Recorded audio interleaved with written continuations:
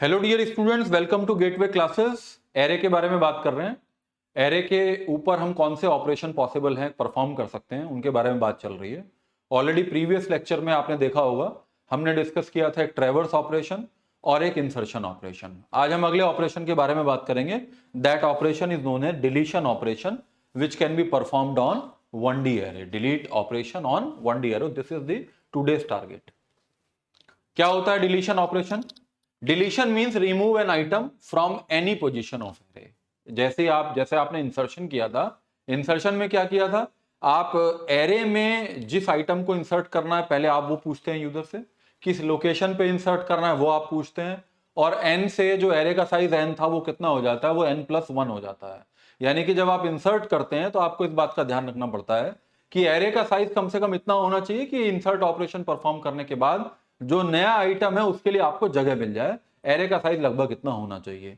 Delete operation perform करने के बाद एरे का साइज, एक बार ऑपरेशन परफॉर्म करने के बाद एरे का साइज 1 से कम हो जाएगा। यानी कि अगर एरे का साइज n था तो डिलीट ऑपरेशन परफॉर्म करने के बाद वो कितना हो जाएगा, n-1 हो जाएगा। Once the delete operation is executed, the size of array will be reduced by 1. The concept is as follows. क्या है डिलीशन का कॉन्सेप्ट? सपोज मेरे पास एक एरे है, वही मैं एग्जांपल लेता हूं। Suppose size of array is 5 element.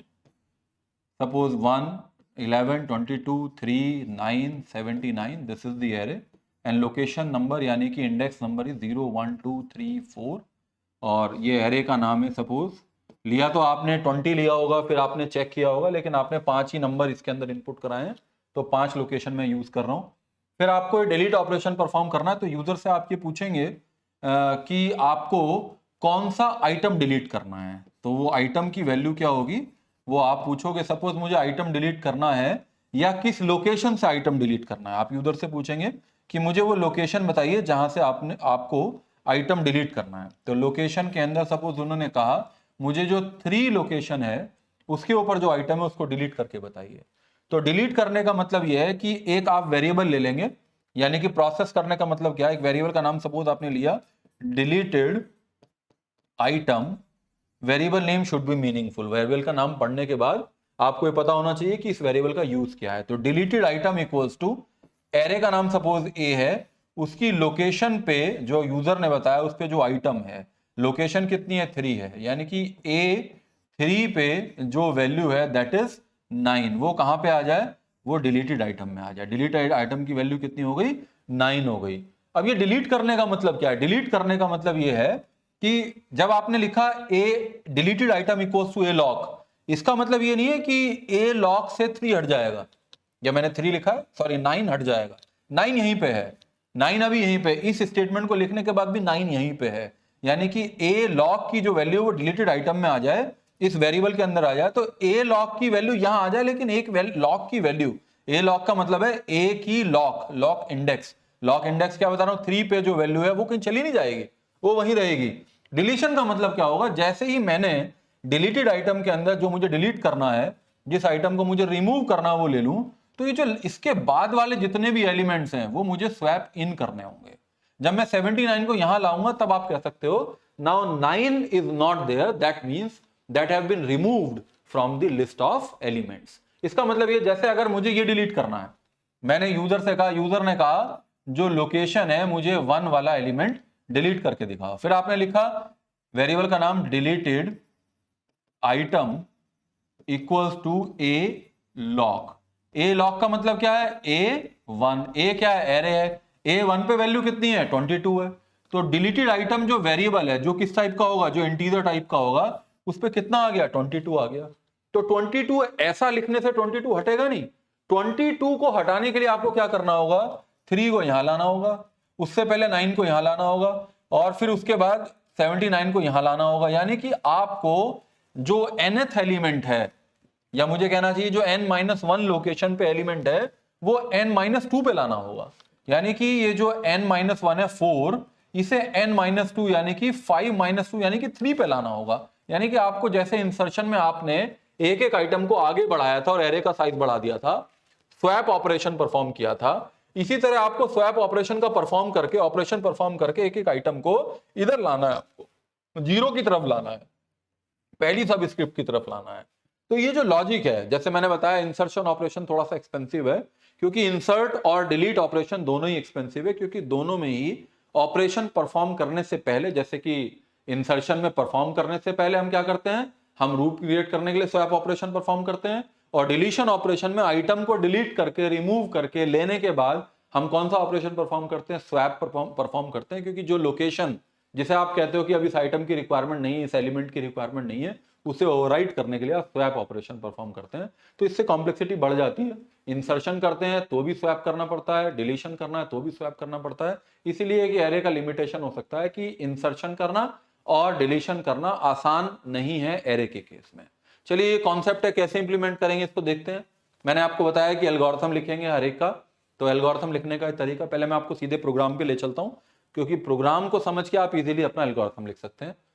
तो हमेशा मैं क्या लिखता हूं, हमेशा मैं फंक्शन का डेफिनेशन लिखता हूं। ये बात मैं आपको बता चुका हूं कि फंक्शन के लिए 3 स्टेटमेंट आने आपको बहुत जरूरी है। फंक्शन का प्रोटोटाइप कैसे लिखते हैं, फंक्शन को अपने मेन फंक्शन के अंदर कॉल कैसे करते हैं, और फंक्शन से जो आप ऑपरेशन परफॉर्म करना चाह रहे हैं उसका मॉड्यूल यानी कि फंक्शन का डेफिनेशन कैसे लिखते हैं। तो ये फंक्शन का डेफिनेशन लिखता है। पहले मैं मेन की तरफ जाता हूं।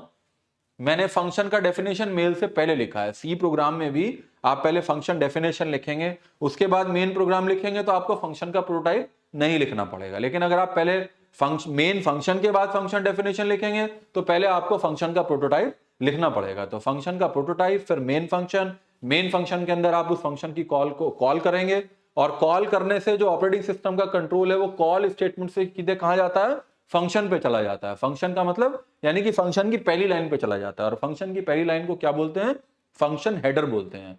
जैसे ही ऑपरेटिंग सिस्टम का कंट्रोल फंक्शन कॉल स्टेटमेंट पे आता है, वो कहां चला जाता है, फंक्शन डेफिनेशन पर आ जाता है, यानी कि फंक्शन हेडर पे चला जाता है। इसके बारे में आप ऑलरेडी जानते होंगे और डिस्कस कर चुके हैं, कर सकते हैं आगे फ्यूचर में। इसको देखते हैं। एक एरे ले लिया आपने 20 एलिमेंट का, हमेशा 20 ले रहा हूं मैं मान के चल रहा हूं कि यूजर से आप पूछोगे, और पूछ के आप उसे बताओगे कि अगर आपकी वैल्यू जो आपने इनपुट की है कि मुझे कितने नंबर इनपुट करने हैं, एरे कितने साइज का होना चाहिए, तो वो अगर आप 20 से ज्यादा रखते हो तो मैं एक लॉजिक लगाता हूं। क्या लगाता हूं, सबसे पहले पूछता हूं enter the number of elements. वो वैल्यू किस में स्टोर हो जाती है, एन में हो जाती है। और इस फॉर लूप के लिखने से पहले आप ये लिख सकते हो, आपको लिखना चाहिए कि if the value of n is greater than 20। ये 20 क्या है, 20 है जो एरे का साइज आपने फिक्स किया है। आप इसे इस स्क्वायर ब्रैकेट को खाली नहीं छोड़ सकते, एरर आ जाएगा। आप सोचें बाद में इसको साइज बढ़ा या घटा लें, ये पहले मैंने आपको बता दिया, एरे एक स्टैटिक डेटा स्ट्रक्चर, ना तो साइज का बढ़ा सकते हैं ना घटा सकते हैं। तो ये आपको यहाँ 20 कोई ना कोई नंबर आपको लिखना पड़ेगा। आप सोचें यहाँ एन लिख लूं, एन की वैल्यू आएगी तो रीड कर लेगा, तो एरर आ जाएगा, वो कहेगा what is an, undefined symbol. तो आपको यहाँ इंटीजर नंबर एक लिखना पड़ेगा। तो उस वजह से ये आपको लिखना पड़ता है कि आपने 20 भी लिखा और यूजर से भी पूछा भाई कितने नंबर इनपुट करा सकते हो, तो 20 तक वो कितने भी करा सकता है। अगर 20 से ज्यादा उसने इनपुट कराया तो ये प्रोग्राम आपका नहीं चलेगा, एरर आ जाएगा। यानी कि वो लोकेशन हो जाएंगी जो लोकेशन आपने स्पेसिफाई नहीं की है, तो आपको प्रॉब्लम हो जाएगी। तो n ग्रेटर देन 20 लिखेंगे। अगर आपने लिखा कि इफ n ग्रेटर देन 20, तो आपको मालूम है पिछले प्रोग्राम में लिखा था मैंने प्रिंट एफ, आप लिख दीजिए इनवैलिड साइज ऑफ एरे, पहले भी लिखा था। फिर गेट ch लिखते हैं इस लाइन को डिस्प्ले करने के लिए, और फिर एग्जिट लिखते हैं प्रोग्राम से बाहर आने के लिए। क्योंकि एग्जिट क्या होता है, एग्जिट एक फंक्शन है जो प्रोग्राम से बाहर आने के लिए यूज करते हैं, जो कंट्रोल को प्रोग्राम से बाहर शिफ्ट कर देता है। और अगर ये कंडीशन फॉल्स है, अगर वो n की वैल्यू 20 या 20 के बराबर या 20 से कम है, तो ये आप इनपुट कराने के लिए यूज करते हैं। एरे को रीड कराने का तरीका है, एरे को रीड कराने का या एरे को इनपुट कराने का तरीका है ये, जिसमें आप i से 0 से लेके n तक ये मैसेज डिस्प्ले करते हैं, एंटर नंबर 1 2 3 4। ये पहले हम डिस्कस कर चुके हैं, i+1 क्यों लिखते हैं। और ai में यानी कि a0 a1 a2, अगर 5 है तो 5 टाइम लूप चलेगा और आपको 5 नंबर मिल जाएंगे, a0 a1 a2 a3 और a4 में। उसके बाद आप क्या पूछेंगे, यूजर से पूछेंगे भाई enter location number at which you want to perform the delete operation. ये जो एरे आपने 5 एलिमेंट का इनपुट किया जिसकी अपनी अपनी एक लोकेशन है, इंडेक्स नंबर है 0 1 2 3 4, आप किस लोकेशन से आइटम को रिमूव करना चाहते हैं, वो लोकेशन जो है आप लॉग के अंदर स्टोर कर लेंगे। और फिर आप क्या करेंगे, फंक्शन कॉल स्टेटमेंट लिखेंगे। ये क्या है, फंक्शन कॉल स्टेटमेंट। ये मैं बता चुका हूं, ये सी के अंदर ये कमेंट लिखने का तरीका है, स्लैश एस्ट्रिक से शुरू होता है और कमेंट लिखते जो भी आप, उसके बाद एस्ट्रिक स्लैश से आप उसे खत्म कर सकते हैं। ये फंक्शन कॉल स्टेटमेंट है। पहले आप एरे भेजोगे एक, वहां पे आप साथ साथ एक एक इंटीजर वेरिएबल पास कर रहे हो n कि कितने एलिमेंट है और किस लोकेशन से आपको आइटम डिलीट करना है। जैसे ही फंक्शन कॉल पे आएगा ये सीक्वेंशियल एग्जीक्यूशन होता है, पहले कंट्रोल जो है इसे रीड करेगा, फिर इसे, फिर इसे, फिर इसे, फिर इसे, फिर इसे, जब तक ये लूप चलता रहेगा इसे रीड करता रहेगा, फिर इसे रीड करेगा, फिर n के लोकेशन स्टोर होगा, फिर डिलीट ऑपरेशन पे इस पे जैसे ही आएगा, ये कौन सा ऑपरेशन है, ये क्या है, स्टेटमेंट है, ये फंक्शन कॉल है, तो कहां पे चला जाएगा, इसकी फंक्शन डेफिनेशन पे चला जाएगा। फंक्शन किसी भी टाइप की वैल्यू रिटर्न नहीं करता है, फंक्शन का नाम डिलीशन है, वो a की वैल्यू जो एड्रेस है वो यहाँ आएगा, n में कितने नंबर आपने यूजर से इनपुट किया, सपोज वो 5 है, वो यहाँ आ जाएगा। लोकेशन अभी देख लेता हूं, सपोज आपने जो एरे इनपुट किया वो ये है, ये जो आपने एरे किया इनपुट, सपोज वो 29 7 3 4 22 0 1 2 3 4 और ये आपने एरे इनपुट किया। लोकेशन में सपोज उसने कहा कि 3 लोकेशन पे जो आइटम है, यानी कि LOC की वैल्यू कितनी हो गई, लोकेशन की वैल्यू हो गई 3, यानी कि 3 लोकेशन पे जो आइटम है इसको डिलीट करना है। तो इंट डिलीटेड आइटम एक वेरिएबल ले लिया, int deleted item equals to a loc कर दिया, यानी कि सबसे पहले यही लाइन लिखी आपने, deleted item equals to a loc. a loc का मतलब है a3 और a3 का मतलब है a3 पे वैल्यू कौन सी है 4, यानी कि आइटम डिलीट करना है वो आपने इसके अंदर लिख दिया। अब आपको क्या करना होगा, डिलीट करने के साथ साथ ये ऑपरेशन तभी पॉसिबल है, अभी डिलीट नहीं हुआ, अभी तो डिलीटेड आइटम में 4 आया, डिलीट कब होगा, जब 22 यहाँ आएगा और इसका साइज 1 कम हो जाएगा। तो integer i equals to loc कर दिया, मैं रन करके दिखा रहा हूं आपको, i इक्वल्स टू लॉक। मैं बार बार कहता हूं कि अगर इस तरीके से, जैसे मैं रन करके आपको दिखाता हूं, अगर आप इस तरीके से अपनी कॉपी के ऊपर रन कर सकते हैं तो इसका मतलब आप प्रोग्रामिंग समझ रहे हैं, आपको लॉजिक क्लियर हो रहा है। While i less than n-1, while i less then, i की वैल्यू कितनी है 3, लेस देन n-1, n की वैल्यू कितनी है 5 है, लेस देन n-1 यानी कि 3 less than 4, this condition is true. If this is true it will execute ai equals to ai plus 1। ai का मतलब है a3 में कितना आ जाए, ai प्लस 1, यानी कि a4 की वैल्यू आ जाए, a3 में a4 कितना है 22 आ जाए, यानी कि a3 में ये जो एरे आपका नया बनेगा, मैं यहां बना लेता हूं एक नया एरे, क्योंकि वो 0 1 2 3 4 5 0 1 2 3 4 और एरे क्या था आपका, सबसे पहले क्या होगा, a3 में a4 आ जाएगा, तो a3 में कितना आ जाएगा 22 आ जाएगा, ये आ गया। फिर यहां से i प्लस प्लस, i की वैल्यू कितनी हो गई, i की वैल्यू 3 थी, अब कितनी हो गई 4 हो गई। फिर यहां से वापस जाएगा व्हाइल लूप, क्योंकि रिपीटेशनल स्टेटमेंट होता है, वो नंबर ऑफ स्टेटमेंट को जब तक एग्जीक्यूट करता है जब तक कंडीशन ट्रू रहती है। i less than n-1, i less than n-1 यानी कि i की वैल्यू 4 है, लेस देन n-1, n का मतलब कितना 5, 5-1 4, 4 less than 4, condition is false. Condition कितनी है, फॉल्स है। फॉल्स हो गया तो इस लूप के अंदर नहीं जाएगा, n इक्वल्स टू n-1 कर देगा, n इक्वल्स टू जो पहले 5 था वो कितना कर देगा 4 कर देगा, और डिलीटेड आइटम को प्रिंट करेगा, deleted item is deleted item, यानी कि डिलीटेड आइटम आउटपुट स्क्रीन पे क्या आ जाएगा, जो डिलीटेड आइटम की वैल्यू है, डिलीटेड आइटम इज 4, 4 प्रिंट हो गया। यही उसने कहा था कि थर्ड लोकेशन पे जो आइटम उसे डिलीट करके दिखाए, डिलीट हो गया।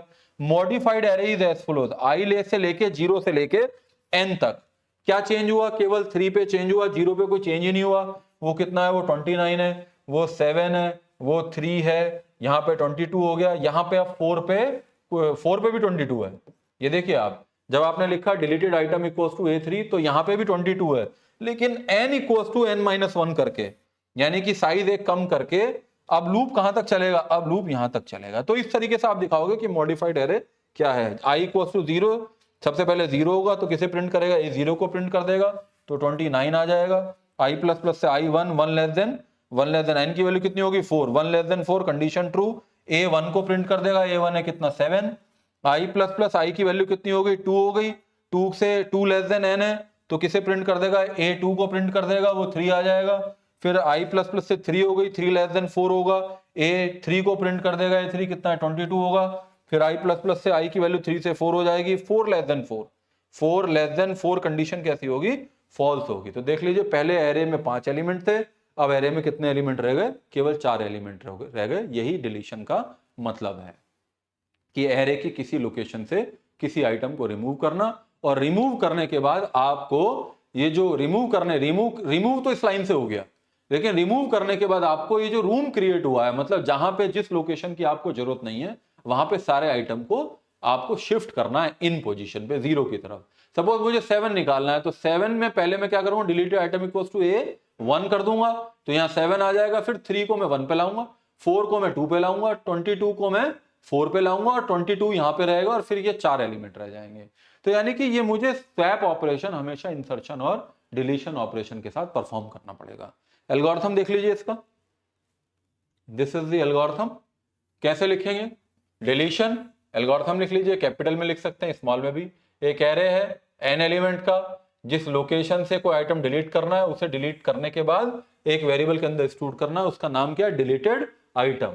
This algorithm is used to delete an item from the location LOC in 1D array A. Array का नाम है A which is of n element. The deleted item will be stored in this variable deleted item. ये लिखने का तरीका है, ये algorithm लिखने का तरीका है। मैंने पिछले लेक्चर में बताया था, एक वर्ड होता है सूडो कोड, वो कुछ नियर होता है प्रोग्रामिंग लैंग्वेज के। तो कुछ आपको इसमें इस तरह के अगर लाइन दिखाई देती है, i++ दिखाई देता है, अगर आप इसमें व्हाइल लूप भी लिख देंगे तो भी चलेगा। अगर आप इफ कंडीशन पूरा लिख देंगे, पैरेंथेसिस में लिखेंगे जैसा प्रोग्राम में लिखते हैं, वो सब चलेगा, उसमें आपको पूरे मार्क्स मिलेंगे। ऐसे भी लिख सकते हैं। स्टार्ट करेंगे, सबसे पहले आपने क्या किया था, प्रोग्राम को एज इट इज मैंने एल्गोरिथम में कन्वर्ट कर दिया है। सबसे पहले आपने deleted item equals to A loc किया था, एल्गोरिथम में भी मैंने कर दिया deleted item equals to A loc. उसके बाद आपने क्या किया था, i इक्वल्स टू लॉक किया था, मैंने भी यहां कर दिया set i equals to loc. उसके बाद क्या किया था, a while i less than n-1। तो वाइल के लिए कैसे लिखते हैं, रिपीट स्टेप, मैंने पिछली बार ही बताया था, इसको छोड़ दीजिए, पहले केवल इतना लिखिए रिपीट स्टेप्स, ये छोड़ दीजिए। If i is less than n-1, या मैं ऐसे भी लिख दूं i लेस देन n-1, क्योंकि n कैपिटल लिया है तो हम क्या करेंगे, इसे कैपिटल में लिखना चाहिए। कैपिटल में लिखिए n-1। n-1 करने के बाद आगे क्या है, आगे क्या किया है, अगर ये कंडीशन ट्रू है तो ai इक्वल्स टू ai+1। तो एल्गोरिथम में भी ऐसे लिखा set ai equals to i+1। उसमें आगे क्या लिखा है i++, इसमें भी ऐसे लिखिए set i equals to i+1। तो ये यही है, इतना ही है बस लूप के अंदर, यही दो स्टेटमेंट लिखे हैं। तो इसके बाद क्या लिखा है मैंने, यहां पे हमें क्या लिखना चाहिए, i इक्वल्स टू i+1, यहां लिखा है 5 to 6। 5 to 6 को मैं कब तक करूं, जब तक ये यहां पे स्क्वायर ब्रैकेट में लिख दीजिए एंड ऑफ स्टेप, कौन से लूप, किस में लगाया, 4 में लगाया, 4 लूप, ये लिख सकते हैं आप स्क्वायर ब्रैकेट में, अच्छा लगेगा इसे लिखने से और क्लैरिटी बढ़ेगी। उसके बाद क्या करेंगे आप, उसके बाद आपने क्या किया, n इक्वल्स टू n-1, यानी कि जो एरे का साइज थे उसे आपने 1 से डिक्रीज कर दिया, तो decrease the size of the array a by 1। कैसे किया, set n equals to n-1। उसके बाद आपने केवल उसे प्रिंट कराया, तो प्रिंट कराने के लिए आपने लिखा लूप चलाया, और इसके बाद अगर आप ये लिखते भी हैं प्रिंट दी मॉडिफाइड एरे, तो वो भी एल्गोरिथम का पार्ट हो सकता है। कैसे प्रिंट कराना है वो भी अगर आप इसमें लिख दें तो वो भी पूरा एल्गोरिथम का पार्ट हो सकता है, लेकिन इससे लॉजिक क्लियर होता है। इस लॉजिक को पढ़ के आप डिलीशन ऑपरेशन को बना सकते हैं, यही लॉजिक की रिक्वायरमेंट थी।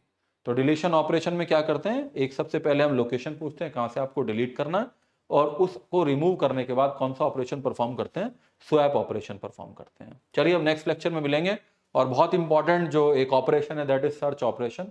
आपके एग्जाम में एक सर्चिंग और सॉर्टिंग आता है, आपके जो दूसरी यूनिट है, तीसरी यूनिट है, उसके अंदर सर्चिंग और सॉर्टिंग है। सर्चिंग दो ही तरह की होती है, एक तो लीनियर सर्च होती है, एक बाइनरी सर्च होती है। तो एरे पे सर्च ऑपरेशन कैसे लगाएंगे, मैं एक एल्गोरिथम का यूज करके आपको एक्सप्लेन करूंगा, यानी कि जब हम नेक्स्ट लेक्चर पढ़ेंगे तो हम सर्च कैसे करते हैं एरे में वो भी कर लेंगे, और लीनियर सर्च क्या होता है उसको भी कर लेंगे, यहीं पे कवर हो जाएगा होगा। चलिए ठीक है, थैंक यू। मुझे उम्मीद है आप लोगों को समझ में आ रहा होगा। कमेंट्स में आप बताइएगा कि आपको और किस तरीके से आप समझ सकते हैं, मुझे और कैसे बताना चाहिए। I will wait for your comment. Thank you very much.